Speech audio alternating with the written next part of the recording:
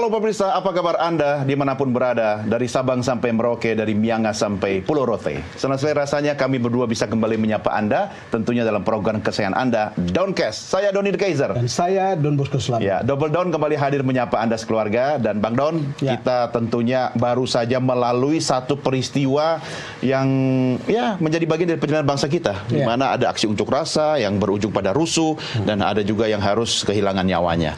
Nah, Bang Don melihat seperti apa? Begini, kalau kita lihat sekuensnya, ini kan sebetulnya demo ini bisa kita lihat 3 babak sebetulnya. Betul. Pertama, mahasiswa yang menentang kenaikan tunjangan DPR. Demonya baik-baik saja pada waktu itu. Kedua, tiba-tiba rantis itu menabrak, kemudian mengakibatkan ojolnya meninggal, satu korban yang kemudian menimbulkan solidaritas di antara teman-teman ojol untuk berdemonstrasi. Sampai di situ masih oke gitu. Tiba-tiba ada lagi kelompok berikutnya, bukan kelompok, entah bagaimana begitu tiba-tiba datang dengan demo rusuh. Ya, ini yang rusuh ini kan. Itu kan bisa dilihat, orang bilang satunya karena menghadapi tantangan DPR, menentang mereka untuk tidak menaikkan tunjangannya, tapi kemudian yang kedua karena perilaku DPR, beberapa oknum DPR yang dianggap pongah menyampaikan pernyataan, lalu menimbulkan kemarahan publik. Lalu satunya lagi karena ada korban, solidaritas muncul. Nah, yang ketiga ini? Yang ketiga ini yang kemudian menimbulkan pertanyaan, karena tiba-tiba kok rusuh kemana-mana, lalu kemudian ada pembakaran, lalu kemudian ada penjarahan. Dan hal-hal ini kemudian menjadi apa namanya, konsen publik karena trauma tahun 98. Betul, Bang. Saya kebetulan pada tahun itu jadi produser televisi. Trauma itu masih terasa kuat di ingatan masyarakat. Ditambah lagi kerugiannya hampir 1 triliun, ya kan? Tapi kan menimbulkan pertanyaan, Bang, siapa ini mastermind-nya? Itu yang membuat kita bertanya-tanya. Kalau mahasiswa kan kita tahu. Betul. Kalau ojol kan kita juga tahu bahwa ini karena solidaritas. Tapi yang begini ini, kenapa bisa ada begitu dan kemudian menimbulkan pertanyaan, ada mastermind-nya? Nah, mudah-mudahan di episode kali ini bisa terjawab, karena yang kita hadirkan ini adalah pakar intelijen yang sudah senior, beliau adalah Kepala Badan Intelijen Strategis. Pakar dan praktisi. Kepala Badan Intelijen Strategis TNI periode 2011-2013 sudah hadir bersama kita. Selamat datang Laksda TNI Purnawirawan Soleman B. Ponto. Pak Ponto, apa kabar? Kabar baik, Pak. Sehat. Sehat, Pak Ponto. Kabar Dokasa? Biasa. Oke, sehat semua, Pak. Selalu beliau tersenyum. Padahal intel ini. Nah, Pak Ponto, kalau ketika saya menjelaskan sekuens demo tadi, itu kan sebetulnya ada 3 jenis itu kalau lihat betul. Tadi tanggal 25 sampai tanggal 30 itu. Apa yang bisa dikatakan oleh Pak Ponto tentang ini? Jadi begini, Pak. Lihat sekuensnya itu ya. Setiap demo itu sudah pasti ada yang berniat menungganginya. Itu pasti itu. Demo apapun. Apapun demonya, dia sudah akan melihat di mana peluang saya untuk ikut serta. Itu sudah pasti. Nah, akhirnya terlihat kan dari sekuensnya itu. Ketika pertama tidak ada apa-apa. Susah. Tapi kan sudah mulai diganggu-ganggu. Akibatnya apa? Polisi bermain dengan saya harus menjaga sebaik-baiknya. Ternyata malah nabrak orang. Betul. Inilah akhirnya jadi pemicu kan. Jadi trigger. Ketika ini sudah terjadi seperti ini, sudah dilihat, ini kesempatan. Sudah pasti ketika orang di dalam kerumunan banyak kehilangan akal warasnya. Dalam kerumunan kehilangan akal waras dan dia kehilangan kepribadian. Itu sudah ilmunya itu, Pak. Termasuk kepribadian orang Indonesia yang katanya ramah begitu. Setan siapapun ketika masuk di dalam kerumunan orang banyak pasti kehilangan kepribadian. Sekarang orang itu kan tidak tiba-tiba saja datang ke kerumunan itu gitu. Ataukah spontan? Itu bisa dua. Orang Indonesia kan senangnya lihat orang berkumpul. Kita lihat waktu di Sarina, tembak-menembak, datang dia.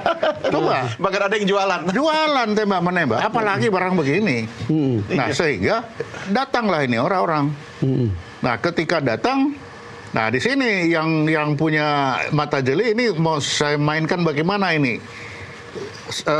Yang dimainkan kan si kerumunan ini mau diapakan jiwanya ini. Ada aja orang yang mau mainkan pasti itu. Ada. Sudah untuk kepentingan apa? Ya kepentingannya dia sendiri. Berarti banyak dong.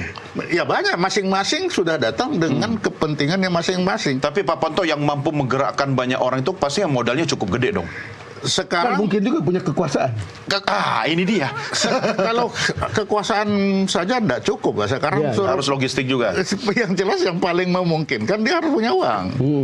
Itu yang paling memungkinkan. Kita lihat di Pati.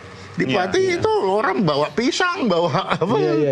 Kelihatan. Itu masyarakat. Itu masyarakat kan kelihatan. Itu solidaritas ya. Dengan solidaritas. Tapi di situ buktikan apa? Logistik. Kan itu. Nah, di sini pun demikian. Nah, pasti ada yang menyiapkan logistik. Tapi kalau temuan Pak Ponto sendiri siapa ya, kelompok macam apa itu yang menyediakan logistik kayak begitu tuh? Yang jelas orang-orang yang dia selama ini merasa dirugikan dengan paling banyak kan kalau dia mau ke pemerintah kan ada dua, dia ke pemerintah tuh ke DPR. Iya. DPR yang bikin aturan, pemerintah yang bikin keputusan. Oke. Yang dapurnya terganggu lah. Ya pasti dapurnya pasti terganggu dengan adanya udah keputusan dari dua ini. Nah, DPR, yang jelas DPR sudah jelas ada alasan itu. Ada alasan, betul. Ada alasan. Nah, kalau sudah DPR alasan, terus si pemerintahnya ini gimana ini? Ya kita bikin ribut aja. Dengan bikin ribut kan pemerintah bisa kehilangan kepercayaan juga. Iya. Tujuannya biar chaos. Ya biar chaos sudah jelas. Kenapa? Nah, kemarin tadi malam saya di InNews ada si ibu yang anaknya dapat jam itu. Dapat jam. Kan dia bilang dari pagi kami sudah tahu diberitahu akan ada orang datang ke rumahnya Sahroni. Iya. Nah artinya ada penggerak kan?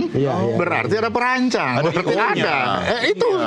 Itu dari berita kecil saja dari si ibu itu kita sudah bisa mendapatkan banyak sebenarnya di belakang itu. Itu baru satu, berarti yang lain-lain sama dong. Sudah ada yang merancang.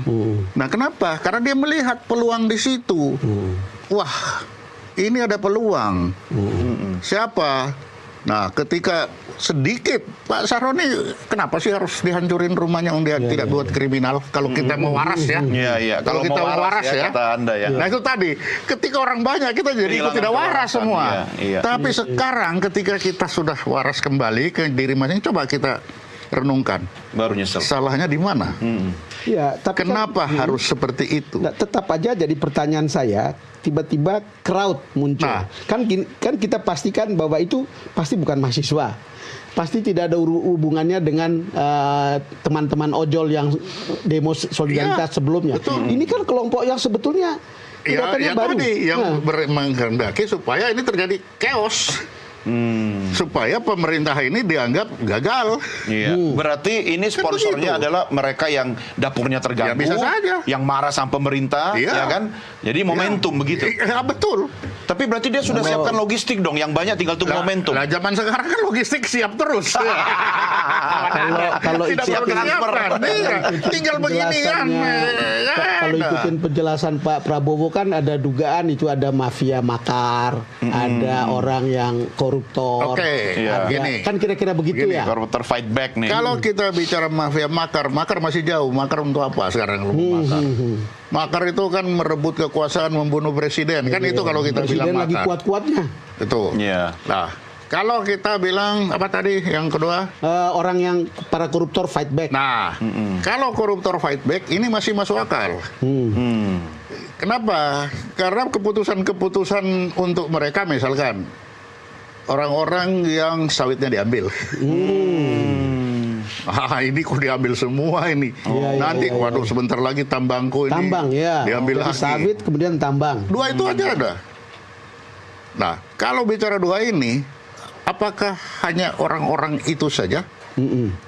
Keluar kan juga ada. Iya. Nah, terikut lagi kan? Nah, kita kembali ke Ratzel. Ratzel bilang bahwa negara itu bagaikan organisme hidup. Iya, organisme hidup ya. Saling memakan.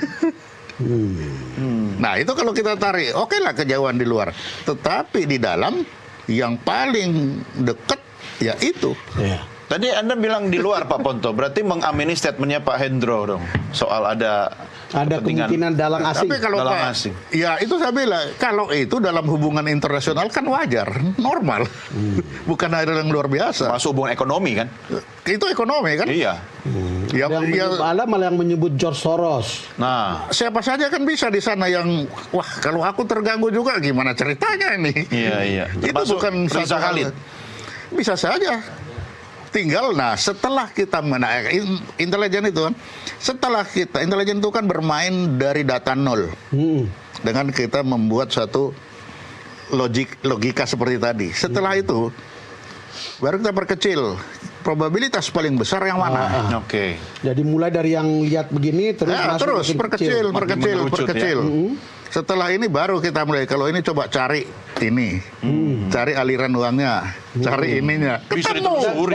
Bisa, saya bilang nggak bisa. Gampang sekali ketemu karena ini kan digital. Zaman sekarang sangat bisa.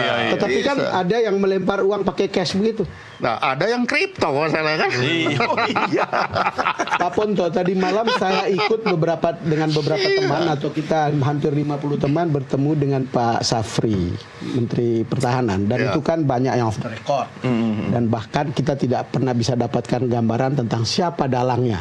Jadi banyak yang bertanya, teman-teman itu bertanya, tapi itu tidak terungkap di situ.